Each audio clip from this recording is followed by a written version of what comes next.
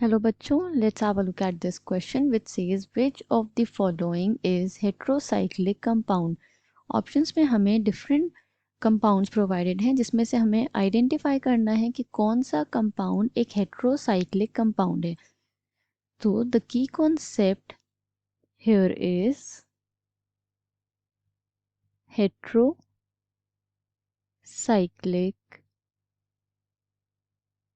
Compounds. अगर हम इसकी टर्मिनोलॉजी को देखें तो it is composed of two words which is hetero and cyclic. तो हेट्रो का मतलब क्या होता है? Hetero means different, right. और साइक्लिक क्या डिपिक्ट करता है? Cyclic depict a ring structure और साइक्लिक स्ट्रक्चर. तो इसके नेम से वी कैन अंडरस्टैंड, हम आइडिया लगा सकते हैं कि हेट्रोसाइक्लिक कंपाउंड्स कौन से कंपाउंड्स होते हैं. These are ring structures made up of at least one element other than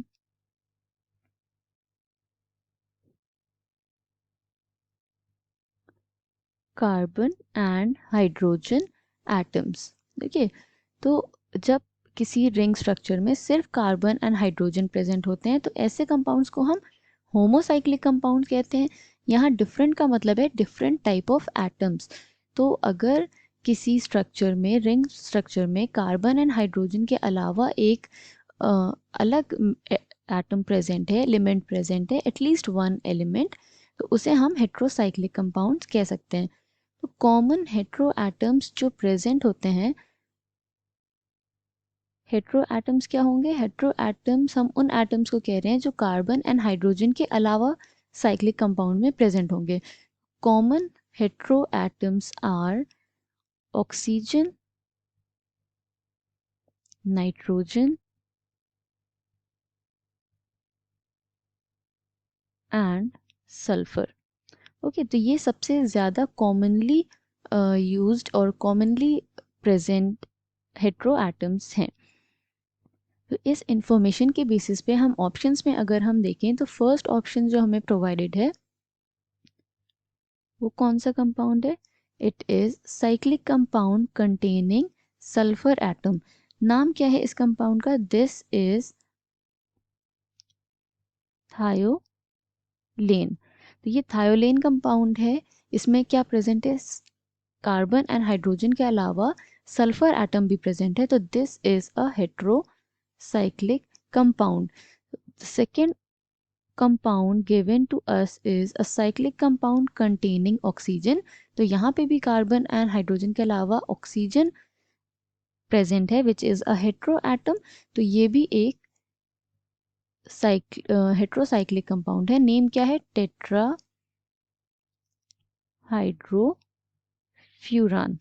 the third compound जिसमें, जो कि एक साइक्लिक, अगेन एक साइक्लिक कंपाउंड तो है but it contains nitrogen atom. तो यहाँ पे भी एक हेट्रो एटम प्रेजेंट है. This is also a heterocyclic compound. नाम क्या है इसका? It is commonly known as azetidine. Okay, तो ये तीनों, दिस इज एजिटिडीन. ओके, तो ये तीनों कंपाउंड्स वी कैन से कि तीनों कंपाउंड्स हेट्रोसाइक्लिक कंपाउंड्स हैं क्योंकि इन तीनों में कार्बन एंड हाइड्रोजन के अलावा एक other element present है. Okay, so we can say out of the following, all of these are heterocyclic compounds. I hope you understood it well. Thank you and best of luck.